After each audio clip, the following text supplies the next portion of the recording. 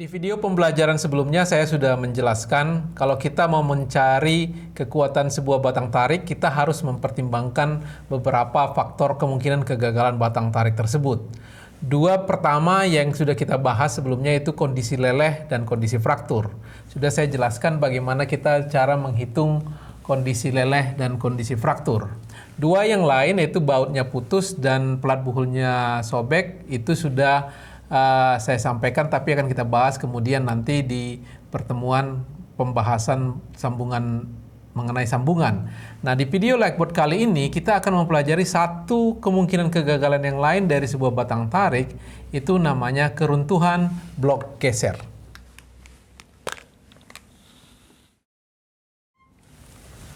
Apa itu keruntuhan blok geser? Saya ingin kalian memperhatikan animasi keruntuhan blok geser seperti terlihat di video ini. Jadi ini ada sebuah pelat buhul yang dihubungkan ke batang tarik menggunakan 4 buah baut. Ketika batang tarik ini ditarik dan dia melebihi batas kemampuannya, dan keruntuhan blok geser bisa terlihat polanya seperti berikut ini. Jadi batang tariknya tercopot, sementara blok sambungannya itu tertinggal di pelat buhulnya. Itu kemungkinan yang pertama, bagian tengah dari batang tarik tersebut tertinggal. Kemungkinan yang lain adalah pola seperti berikut ini, di mana batang tariknya copot dari sambungannya dan bagian pinggir, atas dan bawah batang tariknya itu tercopot. Nah, itu yang namanya keruntuhan blok geser. Jadi, dari animasi ini sudah kalian bisa bayangkan blok geser itu adalah namanya juga blok. Jadi satu kesatuan sambungan itu runtuh. Jadi menyentuh seluruh baut yang ada di sambungannya. Apa bedanya keruntuhan blok geser dengan keruntuhan fraktur yang kemarin kita bahas? Kalau kita mau kembali sebentar ke sini, jadi kalau dia bautnya tadi di sini, ya. Keruntuhan fraktur kan seperti begini. Dia frakturnya vertikal ketika ditarik secara horizontal batang tariknya. Itu keruntuhan fraktur. Nah, kalau keruntuhan blok geser, itu seluruh baut yang tersambung itu mengalami atau dilintasin fraktur seperti yang sudah diperlihatkan dalam animasi tersebut. Saya akan menjelaskan di video Likeboard kali ini bagaimana kita menghitung kekuatan rencana sebuah batang tarik kalau misalkan yang terjadi adalah keruntuhan blok geser. Ya, itu yang akan kita bahas di video Likeboard kali ini. Saya akan gambarkan pola keruntuhan blok gesernya yang kalian sudah perhatikan dari animasi tadi. Demikian ini ya. Jadi ini yang saya gambarkan adalah pola keruntuhan di pola pertama dari animasinya. Ini bagian tengah dari batang tarik tersebut. Jadi ini saya pisahkan, ini bagian yang tertinggal di pelat buhulnya, ini yang copot ke sana, gitu ya. Ini bagian ini kalau saya gambarkan 3 dimensinya, kurang lebih seperti begini. Nah, dalam keruntuhan blok geser ada 2 fenomena yang terjadi. Jadi ketika bagian ini tercopot dari sini, itu ada 2 fenomena yang terjadi sebenarnya. Nah, yang pertama, bagian yang vertikal ini ketika ditarik, ya, ini areal sebelah sini, itu mengalami tarik. Jadi ini bagian ini gagal secara tarik, ya, mengalami tarik. Nah, kalau kalian bayangkan kalau ini tertarik, ini juga ikut tertarik ke sana, bagian yang sebelah sini mengalami apa? Ini bagian yang areal sebelah sini. Ini bagian ini sebenarnya bukan mengalami tarik, dia itu mengalami geser. Bagian yang ini mengalami geser. Jadi blok geser itu sebenarnya, keruntuhan blok geser itu adalah keruntuhan yang merupakan perpaduan antara keruntuhan fraktur seperti yang di sini tadi, yaitu mengalami tarik dan dia mengalami fraktur bagian yang vertikal sini, ditambahkan dengan mengalami geser. Sekaligus secara bersamaan mengalami tarik dan mengalami geser. Nah, dalam perhitungannya nanti persamaannya juga akan ada kontribusi dan dari tarik dan kontribusi dari geser. Ya, bagaimana menghitung kekuatannya? Di peraturan disebutkan Kalau kita mau menghitung kekuatan batang tarik yang mengalami kegagalan geser, itu dihitung menggunakan persamaan berikut.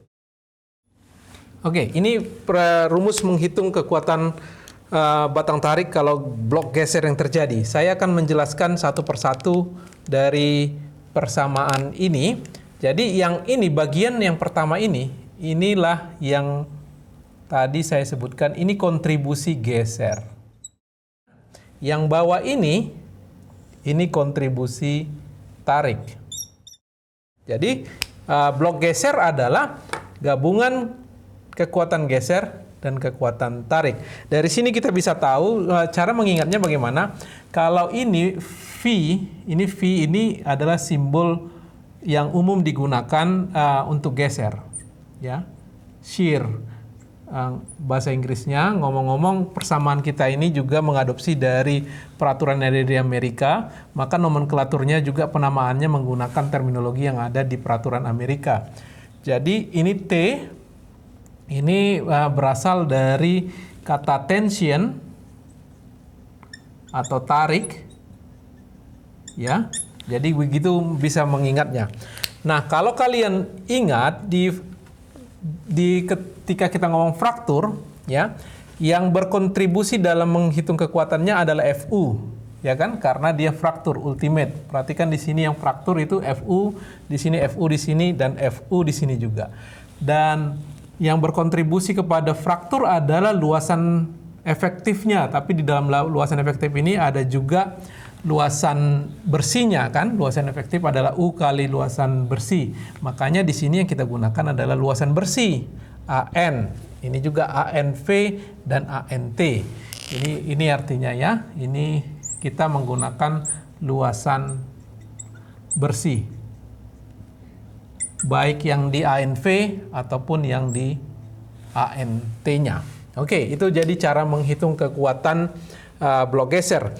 Nah, ingat juga ini belum direduksi, ya, belum direduksi, masih kekuatan nominalnya. Jadi kekuatan reduksinya kita harus juga menggunakan faktor reduksi V-nya.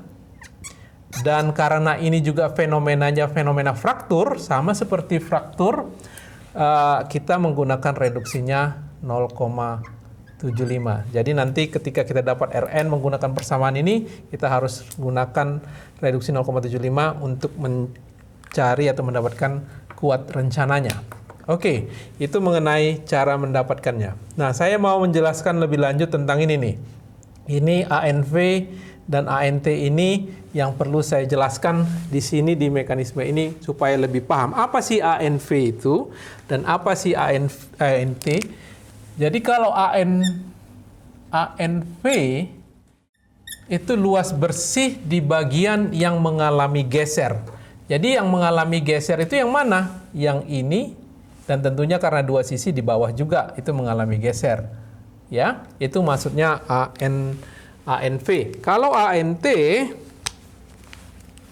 di sini saya tuliskan ANT sebaliknya. Ya, ANT adalah luas bersih di bagian yang mengalami tarik. Ini nih, areal yang saya arsir inilah luas bersihnya. Jadi bagaimana mencarinya? Kedua rumus ini masih juga konsepnya seperti menghitung luas bersih. Jadi ANV adalah luas kotor yang mengalami geser, AGV, G itu selalu gross, ya, dikurangin NDT. ANT itu adalah luas kotor yang mengalami tarik dikurangin NDT, gitu ya. Nah, sekilas mungkin kalian sudah paham mengenai ini, tapi saya rasa saya perlu menjabarkan lagi mengenai jumlah N-nya ini berapa sih. Jadi jangan sampai keliru cara menghitung nilai N baik di ANV dan di ANT. Oke, tapi yang harus diingat V dan T-nya ini. Oke, kita mulai dari yang V-nya dulu. N-nya berapa sih? Kita lihat ini.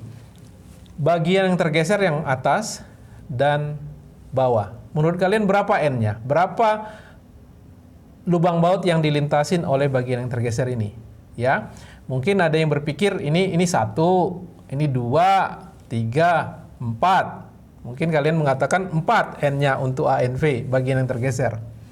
Oke, terus untuk yang ANT, berapa bagian yang dilintasin fraktur di bagian yang tertarik? Ini 1, 2. Ya, jadi sebenarnya konsepnya mungkin mengingat yang seperti kita mencari di fraktur. Itu tidak sepenuhnya akurat. Karena apa demikian? Karena kalau kita lihat bagian ini, bagian yang di pojok ini, itu sebenarnya sebagian arealnya itu mengalami geser, sebagian mengalami tarik. Jadi dalam perhitungan N-nya, yang mencari N-nya di sini, ini 1 lubang baut, ini dihitungnya setengah lubang baut.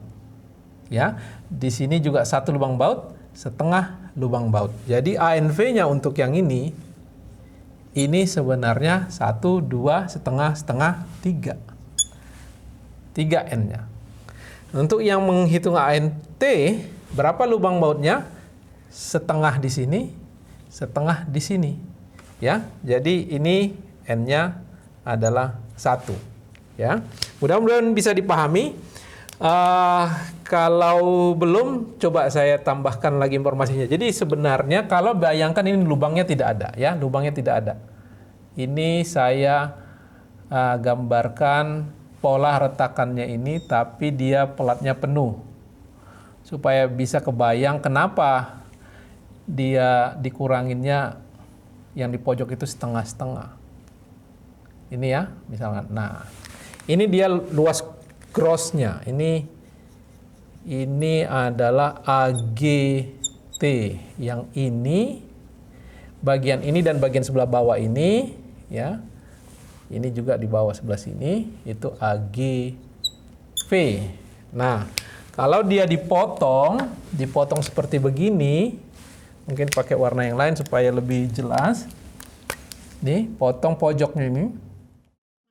Ini kan terpotong nih sebagian nih. Nah, ini kan sebenarnya setengah diameter ini. Kalau kalian bayangkan, ini bagian ini setengah diameter, yang ini juga ke sini setengah diameter. Jadi pengurangnya di luas bersihnya ini setengah diameter. Makanya ngitungnya ini setengah, jadilah dia 1. Untuk yang geser 1, 2, setengah, 3. Gitu ya cara mendapatkan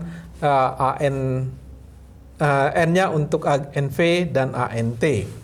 Oke, itu mengenai ANV dan ANT.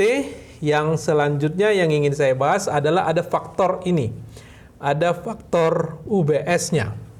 Ya, ini memang perlu penjelasan yang lebih rinci di peraturan itu, di peraturan Indonesia disebutkan lihat di lampirannya, tapi sebenarnya lampirannya tidak ada. Jadi lampiran kita itu tidak diterjemahkan dari peraturan yang awalnya, peraturan Amerikanya. Jadi harus lihat dari peraturan Amerika. Nah, ini dia nilai UBS-nya. Perhatikan coba skema yang saya tampilkan ini. Di situ disebutkan UBS itu ada 2 kemungkinan. Jadi dari komentari C itu artinya komentari bab J.4.2 itu disebutkan UBS itu ada kemungkinan 1 dan ada kemungkinan lain 0,5. Apa sih bedanya antara 1 dan 0,5? Disebutkan di situ, 1 itu bila tension stress-nya itu is uniform, maksudnya stres yang ada di bagian tarik itu seragam.